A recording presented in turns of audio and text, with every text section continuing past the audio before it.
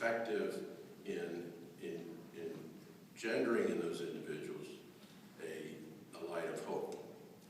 And it is amazing what that can do. I went to a program, an HPOC program, a Health Professions Occupation Grant program in the Bronx.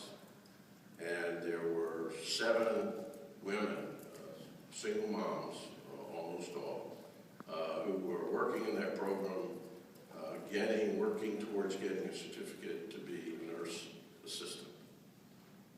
And in a profession that is growing, the health industry, and an opportunity. But what was most impressive about that program was kind of the tears in some of these individuals' eyes as they saw for the first time the light at the end of the tunnel.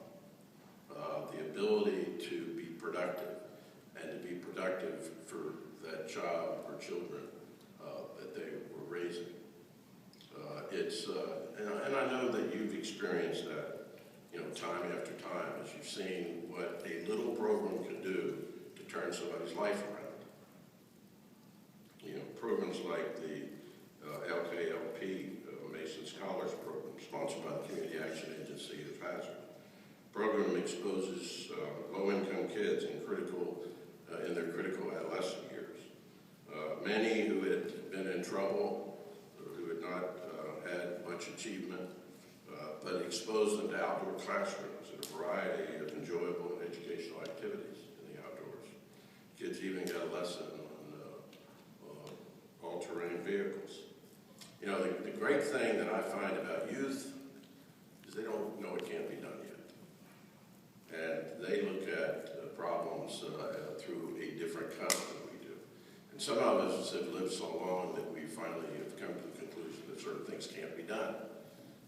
But young people don't know that, and they will break down walls that we gave up on. They will make a difference in people's lives. Then there's the Community Action Garden Program, run by the Community Action Agency of Southern Kentucky in Bowling Green, a program that provides low-income households with the understanding about how to grow their own food and the difference that makes. And as I've traveled the country and seen food deserts after food deserts, where individuals can't get fresh fruits and vegetables, and recognize how important that is in sustaining someone's ongoing life. And I will tell you, no matter how much people may talk it down, obesity is a real issue, particularly in low-income communities. And a lot of it is because of the inability to access fresh fruits and vegetables. And I could go on and on. I mean, I've met so many dedicated people. In 50 years of community action, we really have seen such major changes. But we also have new challenges. I'm so pleased that you'll be hearing from later Don Mathis, who we've partnered with at the national level. And I think that this partnership is so important to how we move forward. We have a lot of evidence that show that these programs work. We realize that these programs we support, however, have to be constantly changing to community needs, to community pressures, to what's going on. We recognize every day that income inequality and low-wage work make economic security just a dream for too many Americans. We can help people get more economic security by looking for innovative ways, innovative approaches to how we do things. And particularly in these times, we've got to look beyond just the old way of doing business. We can and we will do everything we can to help communities find a pathway out of poverty. But to be successful, we must hold ourselves accountable. We must hold ourselves to the highest standards. Now, I know many of you will say we are accountable, and we have been accountable. But we live in an age of skepticism and cynicism, where people want to see numbers. There's an old motto that I've heard that says, "In God we trust, all others must bring data." And that is where we are today. People want evidence-based research. They want to know what your numbers show. Sometimes I think that they fail to realize behind every statistic, behind every data set, are real people with real lives. And I think that's what you have to constantly be articulating, that these aren't just numbers on a sheet of paper, but they're real human beings who have real things to do. I know that the changes that you're seeing right now are not easy. I know that important change never is. But we are committed to moving forward in these difficult times with the changes that are going on at the federal level. This is an uncertain budget year, and most programs are undergoing heavy scrutiny. Our programs are also part of a larger negotiation going on the budget. But the administration remains committed to programs that lift people out of poverty. Head Start, one of the boldest initiatives in the last 50 years, has done so much to raise the educational opportunities for young children.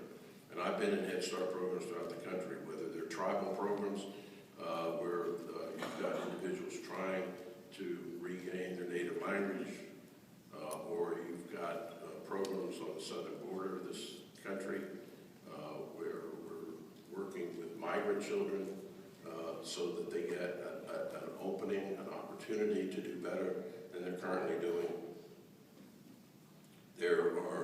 We are on the cusp, however, of historic reforms in Head Start.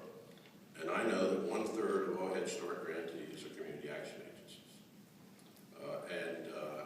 This administration, but this Congress, have basically said we need to start looking at Head Start programs that begin competing. So a number are under competition this year because they had a deficiency in the last 3 years.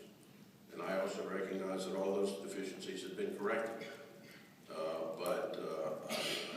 I also know that competition is not in and of itself a bad thing, that it can help us challenge each other.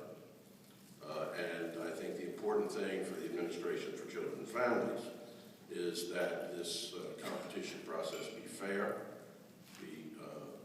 that reviewers be knowledgeable, and that they look at programs coming in as applicants with a clear eye that some good work is being done and that other work can continue to happen out there. I know that there are concerns about the pre-competition proposal on the part of community action agencies as well as Head Start programs throughout the country. We're learning a great deal from Head Start about competition and how it should be done. But I am committed to a fair competition where every applicant is on an equal footing. And I do think that it can help in the long run. As you indicated, was Associate Dean of Law School for about 4 years. And every 7 years, law schools go through a recertification process. And it is painful. Trust me, I hated it. But it forced us to think about who we were as a law school, what our mission was, what we were doing in terms of academic support for young people who were coming into the institution. And we were a better institution as a result. And I think that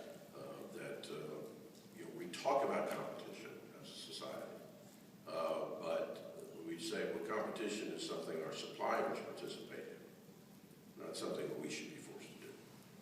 But in reality, I think if we work together, it can be a good thing. As many of you know, CSBG and LIHEAP are identified for budget reductions. The final appropriation amount, however, will not be determined for some time.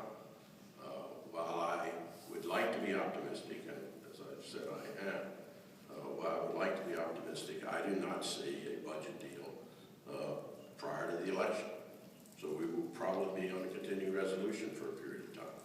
And I think during all these budget discussions, what you've got to be saying is how important the programs are that you do. And you've got to be doing that. And I can't urge you to contact your congressman, but I can't prevent you from doing that either. So I think it is important that members on the Hill understand what these programs are, that they see them firsthand. And what I found during this last budget cycle with CSBG, it was the Community Action Network that really responded and made a difference in ensuring that those funds continue. And I think that needs to go on. I also think that now we're looking at new standards in the CSBG program. And I know a lot of people are saying, well, at a time when there's a budget crisis, should we really be talking about new standards? But I think if we work together, we can develop a core set of standards that all of us can be held accountable for. And if agencies fail to meet those standards, competition will be the result. But as we go through that, I think we've got to work together as a network.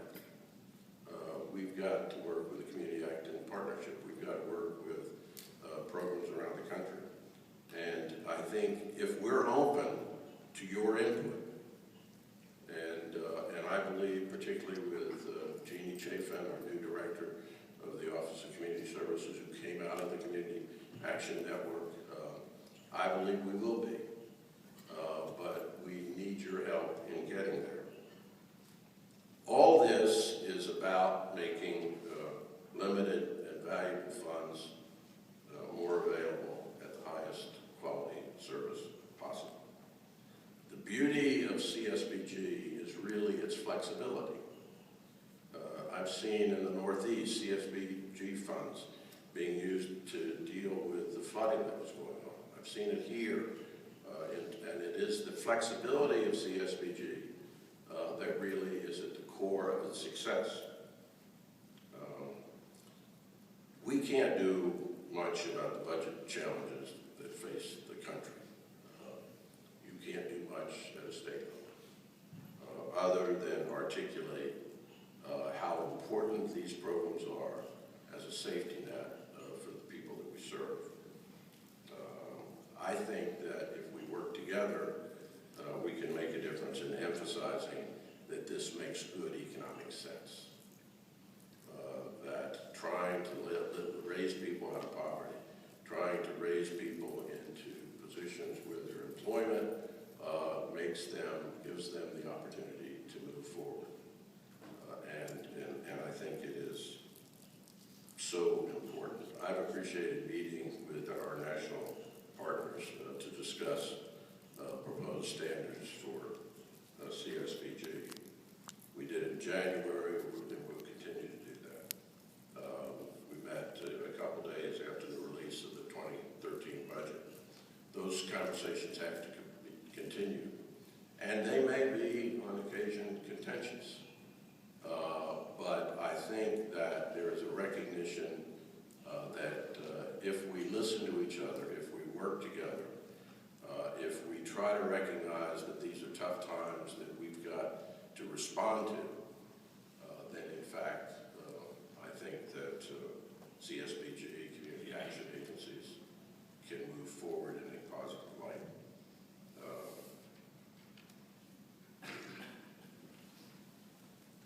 Through all this, we've got to recognize that ultimately our goals are to make the lives of individuals better. We must keep in mind that, as I indicated, behind every statistic, behind every piece of data is a real human being. That woman I talked about in Worcester, who may not show up in the statistics, but whose life was different because somebody, some community action agency, gave her an opportunity